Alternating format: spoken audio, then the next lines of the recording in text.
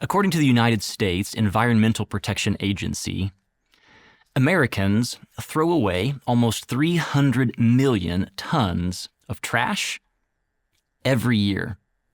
That's almost 5 pounds of trash per person per day. That's a lot of trash. And in our session today, we meet a woman who had a lot of trash in her past. A lot of trash from her past that had made its way into her present. In many ways, she probably thought that her identity was defined by the trash in her past. I probably ought to issue a warning at this point. There will be a few sessions as we work through the book of Joshua that probably ought to have a PG-13 rating. So if you've got younger ears that are watching or listening to this, you might want to press pause, send them to another room, and let them play while we continue our study together. Because the woman that we meet today is Rahab. Her profession? Prostitute. More specifically, she's the madam of a prostitution ring. And as she thinks about all the trash in her past because of her choices, because of her lifestyle, she probably must have assumed that God looked at her and thought, "You are nothing more than a piece of trash." We meet Rahab in the book of Joshua, chapter 2, verse 1. Then Joshua, son of Nun, secretly sent 2 spies from Shittim. "Go, look over the land," he said, "especially Jericho." So they went and entered the house of a prostitute named Rahab and stayed there. This story in Joshua 2 in many ways is a reversal of an earlier story from the days of Moses, a story that we find in Numbers chapter 13 and 14. In Numbers 13 and 14, Moses gathers together the people of Israel, and he tells each tribe to choose a representative, 12 men total, and those 12 men are to go and spy out the land to see if it's ready for God to give it to them. And so these 12 representatives, they go and spy out the land, and they see how good the land is, that it's flowing with milk and honey. But they also see the people. They're giants. They're battle ready. They're strong. They're warriors. They're mighty. And so 10 of the 12 representatives, spies, they come back and they report what they've seen to the people. "Oh, we've seen the land, and it's exactly like Moses described." But there is one problem. The people. They're huge. I don't think we can take them. And so they discourage the people. But 2 of the spies give a positive report. One of them is named Caleb, whom we'll meet later in the book of Joshua. The second is Joshua himself. If I could summarize their report, they basically say to the people, "Yeah, the people are huge, but our God is bigger. I think we should trust God. If God says we can take them, then we can take them." And maybe Joshua has that memory circling through his mind as he chooses, instead of sending 12 spies, to send just 2 spies to the city of Jericho. And when those 2 spies arrive in Jericho, they end up at Rahab's house. But don't think of it like a modern-day house. Think of it more like a Wild West saloon. It was a place where people would go to eat and drink, a place where they would go to find lodging, and as the host, as the madam, Rahab would offer certain services to her customers. It's really an inconspicuous place for spies to show up, to fly under the radar in a new town. And that's Rahab. Rahab the prostitute. A woman whose identity, whose label has been attached to her because of the trash in her past. In fact, she's worn this label for over 3,000 years. I mean, even today, we refer to her as Rahab the prostitute. You know, it's pretty easy for the trash that's in our past to stick to us like a label. Maybe some of you feel that way in your own life. You feel like the mistakes that you've made, the choices that have followed you, They get worn like a label. Maybe you wear labels like liar, cheater, gossip, angry. And as you walk around the workplace, as you head around town, as you move throughout your campus, you feel like you wear those labels, like the trash from your past defines you. It'd be pretty easy for Rahab to let the trash in her past define her as well. But there's something about the God of Israel that makes her think that maybe there's hope for her yet. It turns out these two spies are pretty terrible spies, because within a matter of moments from their arrival, they get found out. Word gets back to the king of Jericho, and he himself sends a couple of his men to go and find these spies. When they arrive at Rahab's establishment, they begin to question Rahab, and to Rahab's credit, she hides the spies. She takes them up on a roof, hides them, and we don't know exactly what it was that made Rahab suspicious of these two spies. Maybe it was the way they were dressed, maybe it was their complexion, or maybe they were just so lousy at spying that something about the way they were kind of carrying themselves drew attention to themselves. But these men come to Rahab and they question her. And she responds to their question in verse 4. Yes, the men came to me, but I didn't know where they had come from. At dusk, when it was time to close the city gate, they left. I don't know which way they went. Go after them quickly. You may catch up with them. She deceives. She deceives the king's men. Now, as you hear her response, you may be asking the question, is Rahab's response justified? On the surface, it looks like she's lying to the king's men. Was it okay for her to lie in that moment in order to protect the lives of the two spies?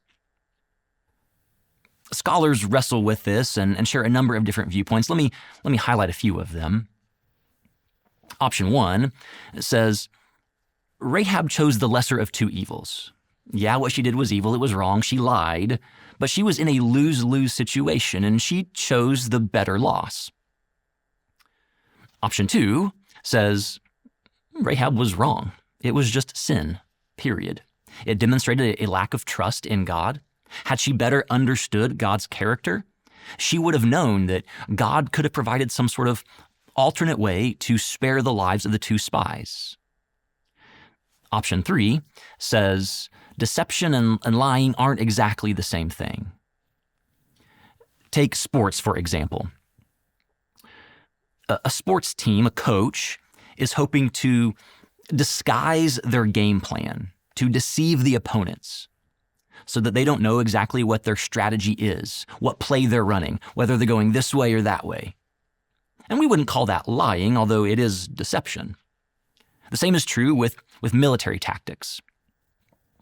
An army or a group of troops, they want to deceive the opponents so that the enemy doesn't know what your military tactics or strategy is.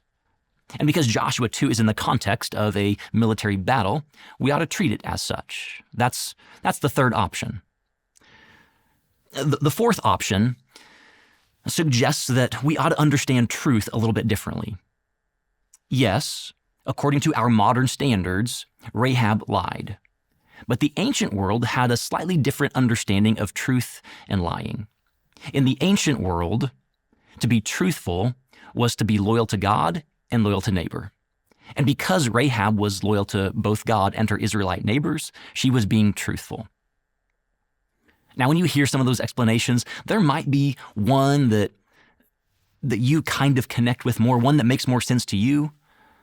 But honestly, I don't know that it matters all that much, because the text itself isn't really concerned with responding to Rahab's own response. It doesn't justify her response, and it doesn't judge her response. So I don't know that we should feel the need to do either. We should recognize, however, that Rahab's response is dangerous, it's risky. I mean, she is defying the king of Jericho, putting her own life in jeopardy in the process, if her lie is found out. She is essentially switching her allegiance, saying, I no longer want to be associated with Jericho. I want to be associated with Israel. I no longer want to be associated with my Canaanite past, but with the God of Israel.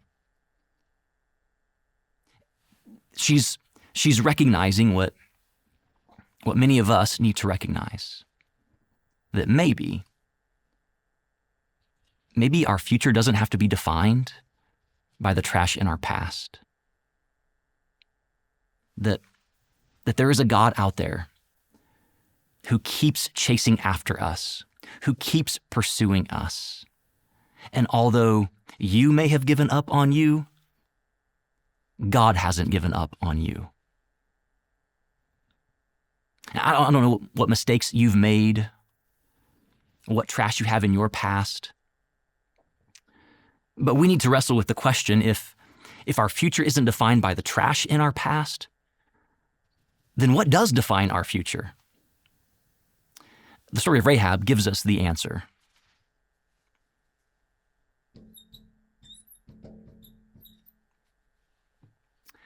It's faith. Our future is defined by our faith, not our failure. Rahab is about to launch into the longest speech in the entire book of Joshua, given by somebody not named God or Joshua. And in this speech, she demonstrates a great deal of faith, of trust in the God of Israel. Her speech begins in verse 9.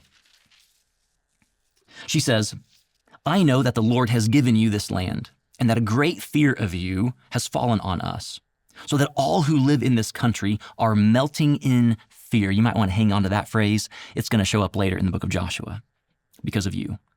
We have heard how the Lord dried up the water of the Red Sea for you when you came out of Egypt, and what you did to Sihon and Og, the two kings of the Amorites east of the Jordan, whom you completely destroyed. When we heard of it, our hearts melted in fear, and everyone's courage failed because of you. For the Lord your God is God in heaven above and on the earth below. Now then, please swear to me by the Lord that you will show kindness to my family, because I have shown kindness to you. Give me a sure sign that you will spare the lives of my father and mother, my brothers and sisters, and all who belong to them, and that you will save us from death. In this speech, Rahab tells about all she's heard related to the God of Israel. She says, I've heard what your God has done. I've heard how he rescued you from Pharaoh as he delivered you from Egypt. I heard how he parted the Red Sea and you crossed on dry ground. I heard how he swallowed up Pharaoh's chariots and army in the waters of the Red Sea. And I heard what your God did to the Amorite kings, Sihon and Og, just outside the Jordan. How when they came out to attack you, God rescued and delivered you. I've heard about what your God can do, and therefore here's my conclusion. I conclude that your God is the God of heaven above and the earth below. And that may seem like a fairly innocent statement to us, but in the ancient world, gods were often localized and specific. The local god, the chief god of the Canaanites, was the god Baal. Baal was the storm god, the god who sent rain, the god who sent lightning. And for her to declare that Yahweh is the God of the heavens above, where rain, storms, lightning come from, is to declare Yahweh is God, Baal is not. It is a declaration of her faith. And in response to her faith and her kindness toward the two spies, she hopes that she herself will be shown kindness. It's the Hebrew word hesed. It's a covenant word. It describes the covenant faithfulness or loyalty of God to his people and their loyalty back to him. She's basically asking to be treated as a covenant member, even though she's an outsider. In spite of the trash in her past, she's hoping that maybe the God of Israel would welcome her. That maybe she could be defined not by the trash in her past, not by her failure, but by her faith. And this is a hope that we need to cling to. That instead of being defined by the trash in our past, that our future can be defined by faith. And this future defined by faith, it leads to an important reality, an important truth for us to recognize. Because of faith,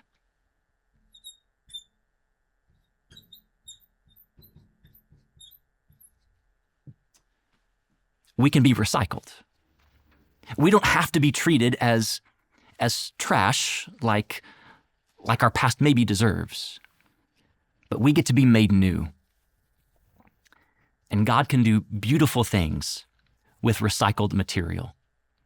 In fact, God uses recycled people for his redemptive purpose. That's exactly what he'll do with Rahab. He will take this life that's been changed, that's been transformed through faith, a life that's being made new and recycled, and he will use this recycled life to effect change in the lives of others around her. She will save her own family members.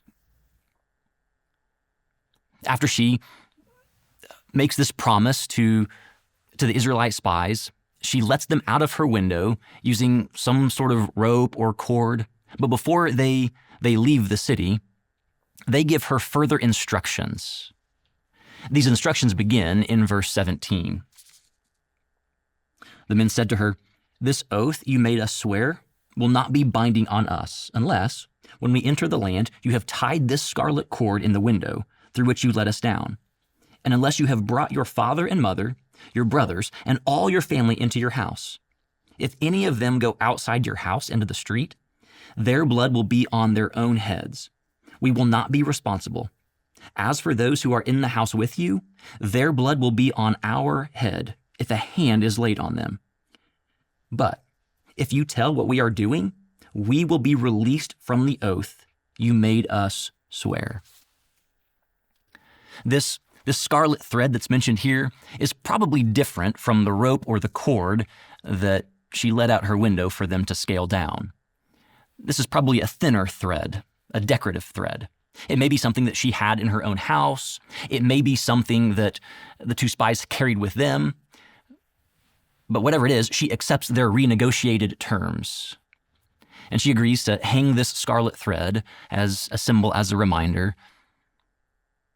to trust that they will keep their word, because their God is a God who keeps his word. And through Rahab's faith, through her recycled life, she is able to rescue her own family members. After the spies leave, they head back to Joshua and the rest of the Israelites, and they report the news that all of Jericho is melting in fear because of them. And God doesn't just use Rahab to rescue her own family. He also uses Rahab to encourage Joshua and the people of Israel that God is a God who will keep his promises, that God can be trusted. And through Rahab's story, we see that God uses recycled people for his redemptive purpose. And I don't know if you've looked at your life and maybe there have been moments where it's felt a little bit hopeless. It's felt a little dire. You need to know that God can take your life and he can make you new just like he made Rahab new. That he can recycle your life as well. And as he recycles your life, know that God can do beautiful things with recycled lives. Because God uses recycled people for his redemptive purpose.